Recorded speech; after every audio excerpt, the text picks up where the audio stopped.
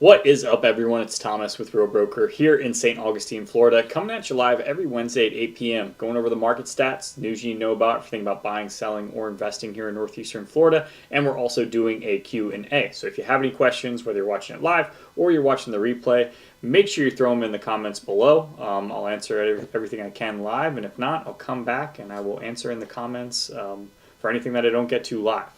So we do this every single week, and when you guys engage, it helps tremendously move this thing forward because people have the same exact questions that you might have, right? So don't feel shy, ask them, let me know what you're thinking. But for now, we'll go ahead and we'll just hop into the news. We'll hop into the stats that we want to know about. So I'm gonna flip my screen over. Let's see here. All right, so we covered this last week, and you can go back and watch it, but I want to say that this number has been revised again, and it's been revised 3 times, right? So the initial, when I first did it, was I think 5.6%, and then it went to 8.6% in terms of 8.3 or 8.6%. Now it's been revised to 7.8%. And why? And why does that? Right? And that honestly happens for a number of reasons, but the main one is like whether it's the builder or it's the real estate agent or it's an off-market deal. Some of these things aren't recorded immediately through the MLS, right? And that just is really onto the realtor. It's onto the sales rep at whatever massive builder here in the area we have to put that information into the MLS so that we can have it for our data here. So it should change. It should be relatively about the same, but I feel like this past month it's just changed 3 times where I'm like, okay, so what's the real number here? So I can give you guys the best information. But either way, I digress. So let's take a look at everywhere here in Northeastern Florida. You can see $365,000 down 2.7% from $375 in April of 2024, and this is for all the counties surrounding Northeast Florida. Really everything surrounding Duval County. Duval County is going to be Jacksonville. This is going to be our main metropolitan hub, and you can see here that prices are down 2.2%. Really, that's negligible in a lot of ways, 325 to 317. Really not that big of a deal. And the fact that the median sale price in Jacksonville is $317,000. The median sale price, I think, in the state of Florida is $400,000 or $410,000. So you have about $100,000 of just like wiggle room here comparatively. So you get a lot more bang for your buck here in Jacksonville than you do pretty much throughout the entire state of Florida, but definitely comparing to St. Johns County. So let's take a look at Flagler County while we got this up here. And real MLS may not have all the information on Flagler County, but it should be right around where it is. Down 3.7% from 380 to 365. A huge spike in January, so I'm guessing they didn't have that many closings in January. For the median sale to go from 424 down to 365. Because you can see it's normally hovering around this 360, 370 mark as we go through. Since 2022 when interest rates started to rise, and I think that's really important is like, hey, if interest rates would have stayed in this 5% range, I don't think we would have seen the slowdown in pricing that we've seen here in our area. And that's across every one we looked at this month has been down, right? So how will the summers look? As we can take a look, I'm going to pull up St. Johns County again. Move this here. You can see that our summers are our peak time. So this was actually a phenomenon for this to be that high in April. An outlier actually went down during our peak selling season, which is May, June, July. So it went down through May, down through June, and then up in July. So it went 530, 525, 540, and then typically as we end the year, we do see a slowdown. And you can go back here, so you see July 527, 512, 524, and that April was 500,000. And then it went down from there, and then back here again. So I mean, this was right when the interest rates started going up, so a little bit slow moving. But you can see May 529, June 515, 525. So that's typically what we see. And then as it gets towards the winter months, prices start to go down every single year, peaks and valleys. Aside from these years here, those years we can't talk about, guys, because that was an anomaly in every real estate market across the country because interest rates were artificially lowered.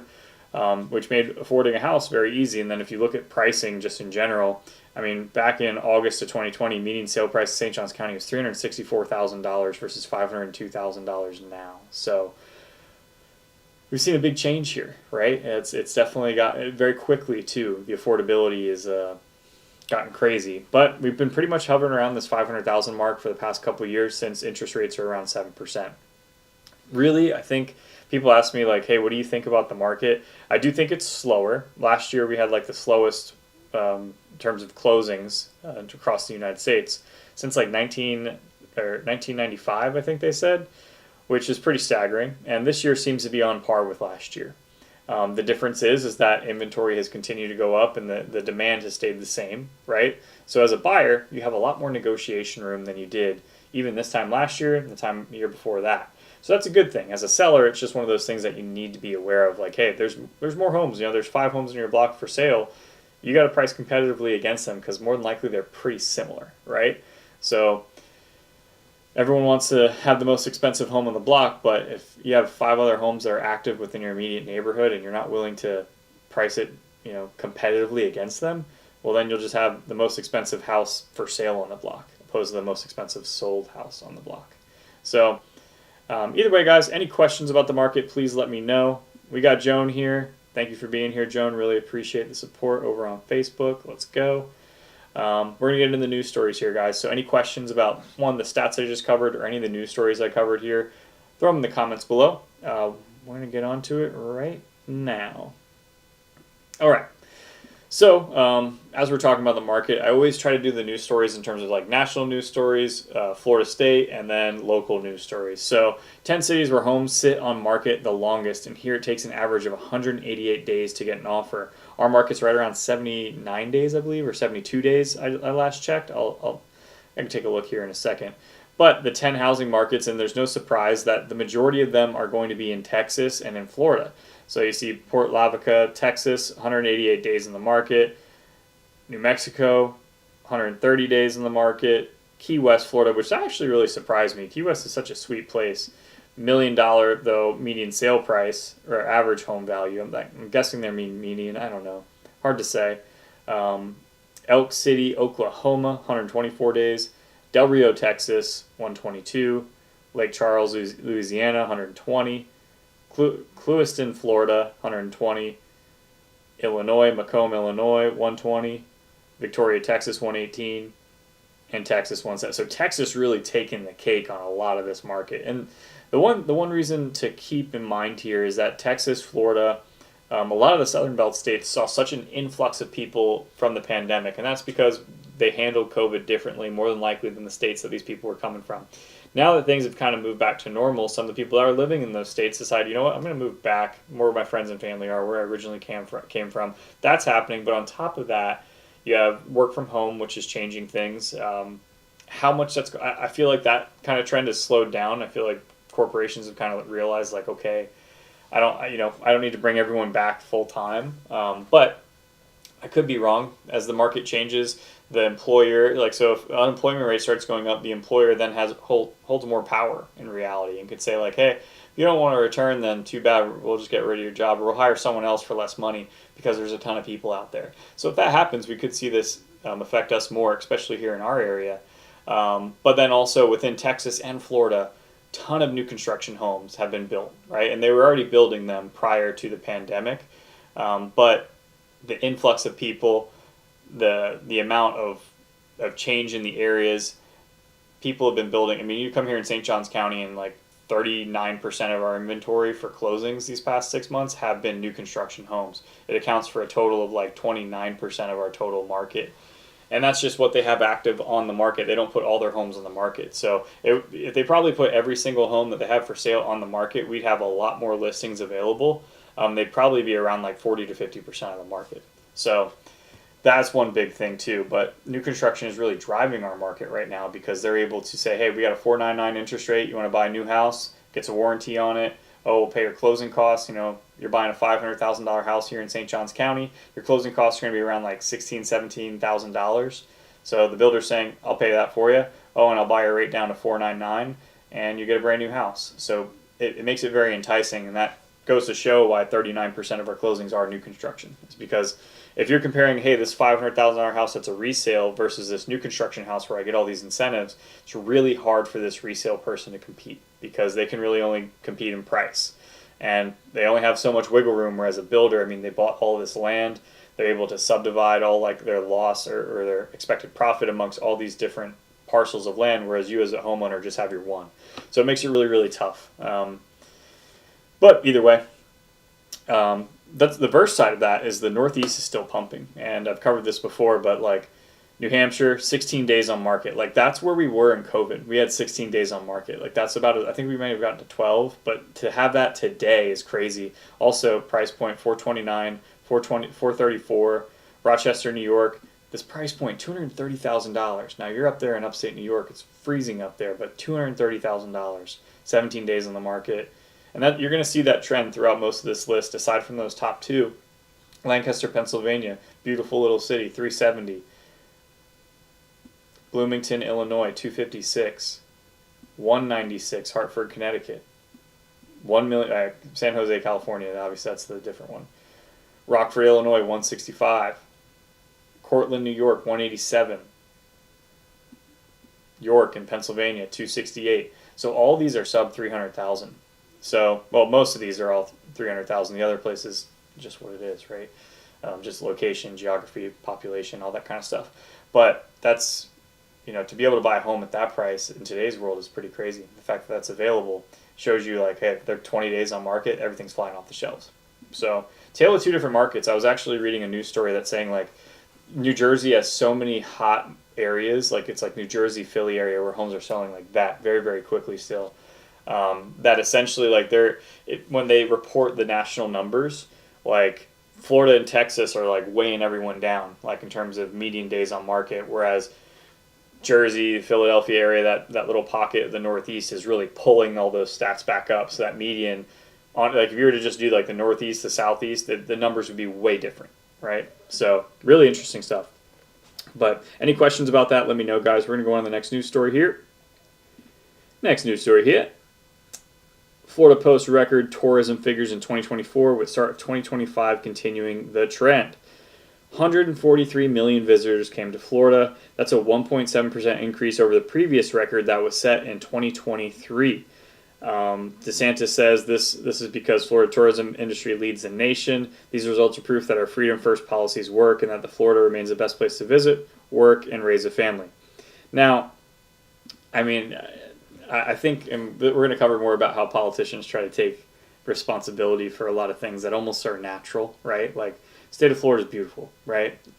Politicians and Governor DeSantis may not like this, but we also have Disney here, buddy. We have Disney and Universal. That's a huge source of tax revenue for the state of Florida because so many people go there, right?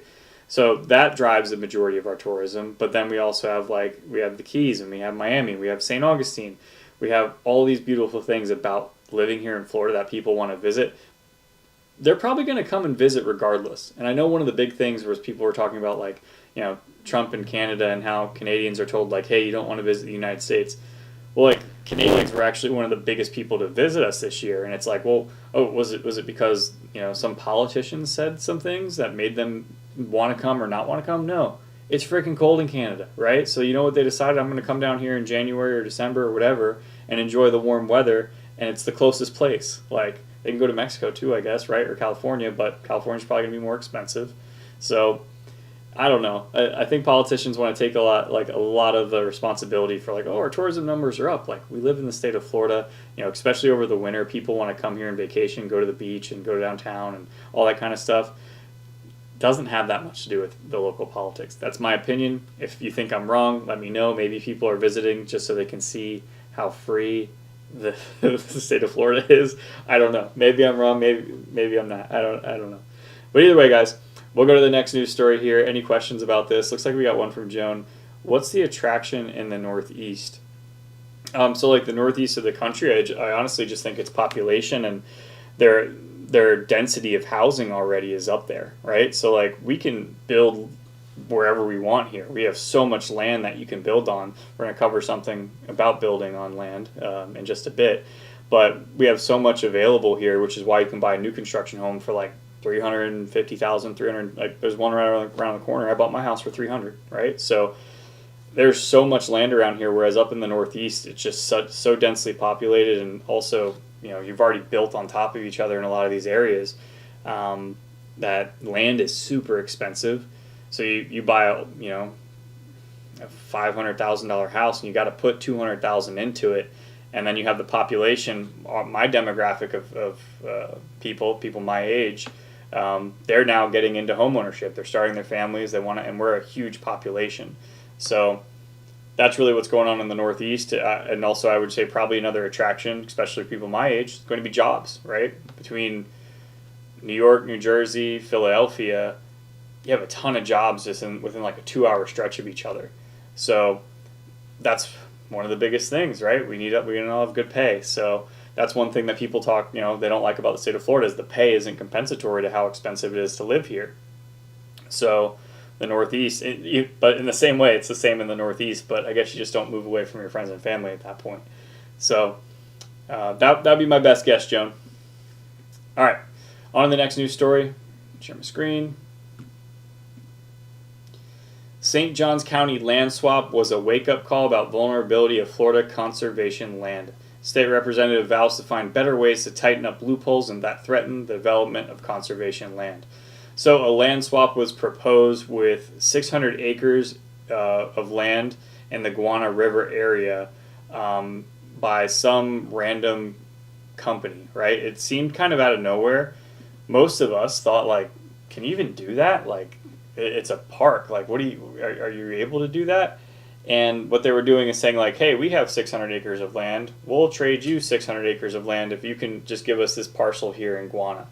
And last year there was a similar development where they said, hey, you know what? For the Anastasia State Park, I think one of the best things we can do with it is add like some type of lodging, like air-conditioned little cabins, and then add like a pickleball course and a disc golf course to the Anastasia State Park area, which people were pissed about.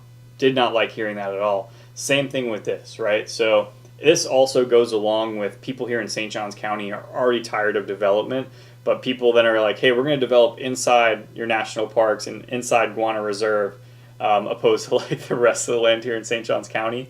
So overnight, this became like an immediate viral sensation. I almost made a video about it, but by the time I was about to make a video about it, it got resolved, and they're like, we're just going to pull out of this because like the backlash from the residents and the social media outreach was just too much for them to even move forward on anything, because they knew they would have been fighting an uphill battle. So, of course, I don't know, State Representative Kim Kendall had a press conference about it, and there were people out protesting it and said, like, this is all you guys. Like, in some way, protests make good sense, but, like, I don't know. This was going to get shot down. Like, there was no way that this was going to get passed and people here in St. Johns County were going to allow it. Just no way. Like, especially in today's climate. But for politicians to take, like, we did it, like, no. It's like, this wasn't going to happen. Like, and maybe I'm playing it down a little bit. Maybe I'm wrong. But, like, in my head, something like this, where you're trading land in all parts of Florida and a whole bunch of acreage across the entire state of Florida for this prime piece of real estate in St. Johns County in the Guana Preserve, doesn't make logical sense in my head in terms of like a good deal, right? But aside from that, like in today's political climate here in St. Johns County, they just roasted someone, I can't remember his name, but one of the commissioners, he just got voted in, he ran on like, hey, I want to stop and slow the development. And he was a part of the other commissioners that just approved like a 210 townhome development off of 210. He got drugged through the dirt on the internet. Like, people were saying how he's fake and phony and how he's for the developers, and the developers are putting money in his pocket and all this kind of stuff. And it's like, there's pretty much a new development proposed like every week here, guys. Right? And that's maybe a slight exaggeration, but I'm not too far off. And it's like, you do have to approve some of them. You can't just deny blanket all of them across the board here. So like the fact that and 210 unit development here is nothing, right? Silverleaf is 18,000 developments, or 18,000 residences, right? So a 210 townhome development is nothing to approve. Like that's any day here in St. Johns County, right? But when you're approving like a 3,000 home development or a 5,000 whatever, that maybe you should take a second look at. But like, either way, my point is that they drug him through the dirt on the internet, say he was paid by developers, all this. He's like, hey, this is like the only thing I've approved, right? He had to come out and make a statement about it. He's like, I'm not like pro-development still. We need to approve something, right? So the same thing happened with Guana, right? The same thing happened with Anastasia State Park. Is like the local people will not stand for that, especially when it comes down to like our protected natural areas. So I've heard also that like I can't remember who I was talking to today, but they were talking about like they were curious. They're like, I wonder if this was almost like a test, like someone put up this, put a law firm up to like propose this land swap just to kind of test the waters out and see how willing like people in St. Johns County would be for it, because apparently this happened in southern Florida where people would, they proposed to do it, no one would show up, and then they just buy all this land or swap all this land out and then develop, massive communities or condominiums or whatever on that once protected land. So they probably throw a whole bunch of different darts or a whole bunch of different spaghettis at the wall and see what sticks, right? But not going to stick here, I don't think, not for a long time. So any questions about that, let me know. Oh, looks like we got a couple. Let's hop on here. Are you finding good remodeling contractors hard to find and schedule in St. Augustine? I would say any type of blue-collar work, there is issues finding that in probably across the country, right? There is a vacuum that's happening in that field where it's getting. I think the average age of a contractor like 10 years ago was like 25 years old, and I think it's now like 41 or something like that. It's something ridiculous. That blue collar workforce is aging out. They're starting to retire. So in this area here, you got to know someone, it seems, right? And getting someone out to do certain work can be very difficult, and real estate is one of the main drivers here, so remodeling, I would say, is kind of tough because so much of like people are going to have you do little projects, but full-on remodels, like there's tons of investors that are like doing the flips all day long. Most of that's going to be in Jacksonville because they have an older housing inventory. Now, of course, we have a historic district here, like there's people that do that, but that's a specialty, right? But a lot of our housing inventory has been built like within the last 20 years. So if it needs a remodel, it's more like, not a full rehab, but like fixing a bedroom or fixing a bathroom or a kitchen or something like that. So I would say that it's not the easiest thing to get someone to work at your house anymore and get everything done in a timely fashion for a good price. We got Miss Jet on here. Oh my. Have you seen the development in your old hometown? I haven't, Miss Jet. What's going on? Just so you guys know, I went to a boarding school in in Hershey, Pennsylvania. So I've lived in New York, New Jersey, Florida, and Pennsylvania. Milton Hershey School is the name. So if you've ever had Hershey chocolate, you inadvertently paid for my education and my housing for 4 years because I went to high school there. It's a school for underprivileged kids. So if you come from a poor background or if your parents are divorced or something like that, you could qualify to go to the school. So my grandparents had a house in Pennsylvania, so they heard of it, so I got to apply there. Either way, that's how I know Miss Jet. I don't know what's going on in Hershey anymore these days. Haven't been there in a long time. But Miss Jet, I hope you're doing well. But let me know what's going on there. I don't know. All right, we got no more comments here. On to the next news story here, guys. We'll talk more about what's going on here in town. Okay, so we covered this the other week. St. Johns County School District selects new superintendent in unanimous vote. Dr. Brennan Asplin was selected out of a pool of 4 finalists vying for the superintendent position. It was like he was already here, so he was the superintendent for operations for St. Johns County before being named superintendent. So he's been in the educational space for 36 years. And what kind of bothers me about this is I know they took a whole bunch of time and spent a whole bunch of money finding the right superintendent replacement for Tim Forson. Let me see how many people they had. They had 27 applicants across 13 states apply for the superintendent position. And at the end of the day, not saying this is a bad thing at all, they just put the guy in that was already working here, right? So like how much time and money was wasted. And then they're just like, you know what? We're actually feeling really comfortable with the guy who's already been here and been doing this job essentially before. And he was also an interim superintendent. But either way, I think it's a good stuff. I think it's a good thing for the area as St. Johns County grows. I think they're talking about adding 2 superintendents because of how much our county has grown in terms of just population, but also like our families, right? It's grown tremendously where even in some schools, and many of you probably know, where they've had issues with overcrowding, right? And overcrowding here is different than probably what anyone experiences across the United States. But like I think in the 12th grade, I think like the classroom size is supposed to be like 1 to 24, I think. So like a classroom should only be like you have one teacher and 24 kids. So that was getting pushed, right? I was going past that. I could be wrong. It might be 22. But either way, if you have any personal experiences of overcrowding in your school, let me know in the comments below. But that's one of the things that have happened here. So they're building schools left and right. They're adding staff left and right. And not only do we have issues with like, hey, we need to build more schools for all these kids that are coming in, but also they're having trouble like paying the teachers so that they can afford to live in St. Johns County. Just covered it here. Median sale price is $500,000. So where are these guys going to live? It's going to be really tough for them to be able to afford a home. So either way, we got Miss Jet back on. I miss you too. It's beautiful. Come visit. I've been meaning to. It's a long way. It's a long way for me to get up there. But I've been meaning to come up there. I hope you're doing really well. We got Joan back. Let's see. What about charter schools in St. John's? So are you asking about that? Because that's another reason that they chose Dr. Asplin, is because he's already involved here with the charter schools. So like having someone that was aware of the operations of how that worked in terms of like the charter schools and the public schools, he fit right into that. So I don't know much about the charter schools here in the area. I went to public school here.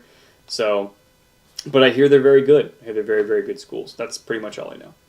But any other questions I could try and answer, but as of right now, I'm not sure. Guys, appreciate the questions. We got 2 more news stories, so if you have anything else, leave them in the comments below. We're going to head on to the next one. Site of waterfront restaurant in St. Augustine sold for $6.8 million. So you guys might be familiar with this property. It's a 1.2 acre property at 173 Shipyard Way.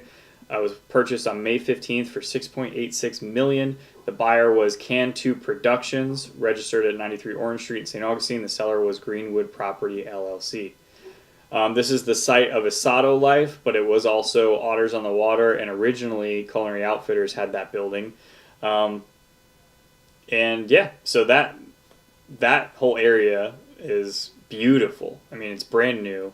That restaurant, Asado Life, is amazing. I mean, I'm not sure if you've been there before. It is a little pricier. It's right on the water there. You can pull your boat up and have a great lunch or dinner. But their dinner is like a ticketed event where you can get like, Asado style, whether it's chicken or beef or fish, whatever that is, and you can just go up, grab a plate, and go back to your table. But then their lunch is also really top tier. I mean, they have a chicken sandwich there. Oh, it's so good. It's probably one of the best chicken sandwiches within St. Johns County. So yeah, be interested to see like how that works out for Asado Life. Seems like it's busy every time I go in there. So I think they're doing well. The other people that were at that location had a hard time, but it was also like opened right during COVID. So it was really tough for Culinary Outfitters to get their footing, and then it went to Otters on the Water. It seemed like they had trouble as well. But it seems like Asado Life has been there for the longest at least, and hopefully they stay because I enjoy it. But we'll see. I mean, with this acquisition, maybe they raise the rent. Who knows?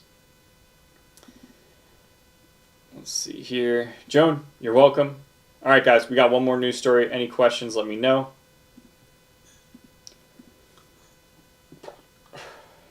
This is just a funny one, I thought.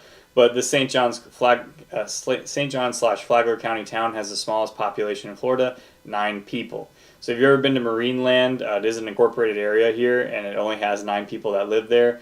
The population has decreased by almost like 40% because it was 15 people just back in 2015. But it's like across the country, it's one of the smallest towns. But in the state of Florida, it is the smallest town.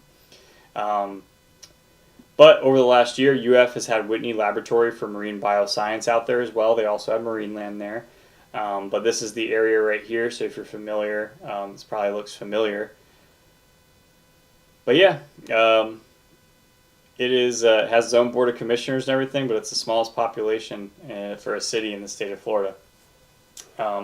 Speaking of which, like that Whitney Laboratory, like I grew up here as a kid, so like field trips, we went to like the Castillo de San Marcos. We took the boat tour up and down the river there. We went to Marineland and to the Whitney Laboratory. That was probably one of the coolest like experiences as a kid. We also went to NASA too, which was really cool. But going here was really awesome because they had like horseshoe crabs that we could mess with. It was just like a full on like hands-on experience in Marineland, which was really, really fun. So shout out to Whitney Lab. Guys, we got one great question by Joan. Joan, I really appreciate this question. How can I set an appointment with you? There's several ways. The best and easiest way is going to be through my Calendly link, which I don't have. Let me see if I can pull it up here quick. Which is just scheduling an appointment at your convenience. If there is another time where you don't need, like I have appointment times essentially Tuesday and Thursday between 5 and 7, where I take the majority of my appointments. If there's a time that you need to work outside of that, just shoot me a message and we can work it out. If not, you can also just let me see. This is the one here. Sorry. If not, you can also just shoot me a text or give me a call. I didn't mean to press that button, but I'm going to put it in the chat below here. So if you do want to schedule an appointment, you schedule a 30-minute call. No hassle, no sales pressure. We'll go over what you're looking to do, your goals, all that kind of stuff. That's in the comments now, so you should be able to see that. I'm not sure. I know you're over on Facebook, so if anything, what I can do is just shoot it to you. I'll hop off here and shoot it over to you. But aside from that, there's also my phone number, which I'll put up here as well. And you just shoot me a text and say, hey, I'd love to set up an appointment. Let's do it. And we'll get it set up. So, Joan, appreciate the questions.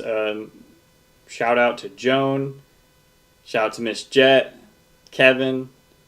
You guys are awesome. Thank you for commenting here. Here every Wednesday at 8 p.m. going over the market stats, the news you need to know about, everything about buying, selling, or investing here in Northeastern Florida. And we're also doing a Q&A. So if you have any questions about the real estate stuff that I cover in terms of the market stats or the local news here and how it's going to affect the locals and real estate, throw them in the comments below or reach out directly. Either one. Until next Wednesday, guys, I'll see you.